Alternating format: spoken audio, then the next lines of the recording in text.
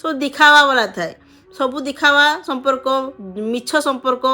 ତାଙ୍କ ଯେଉଁ ଦିମାଗ ବାଲା ସେମାନେ କେବେ ବି ଭଲ ସମ୍ପର୍କରେ କାହା ସହିତ ବି ନଥାନ୍ତି। ସେ ସ୍ୱାର୍ଥ ଯେ କେମିତି କାହା ସହିତ ଚିଟିଂ କରିବା, ବେଇମାନି କରିବା, ତାଙ୍କର ସବୁ ଯେଉଁ କୂଟନୀତି ତାଙ୍କ ଦିମାଗରେ ଚାଲିଥାଏ ହେଲା।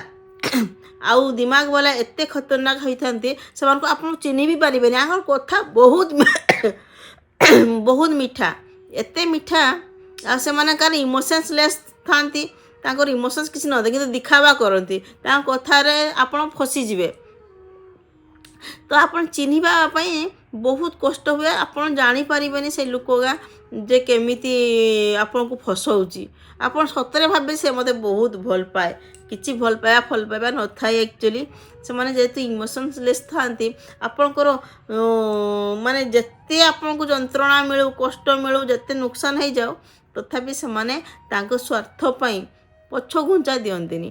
କାହିଁକି ନା ସେମାନେ ଦିମାଗରେ ତାଙ୍କର ଏତେ କୂଟନୀତି ଚାଲିଥାଏ। ଦିମାଗ ବାଲା ଲୋକ ବହୁତ ଡେଞ୍ଜରିୟସ୍। ସେଇଥିପାଇଁ ସବୁବେଳେ ମୁଁ କୁହେ ଦିମାଗ ବାଲା ଲୋକଙ୍କଠୁ ସାବଧାନ ରହିବେ।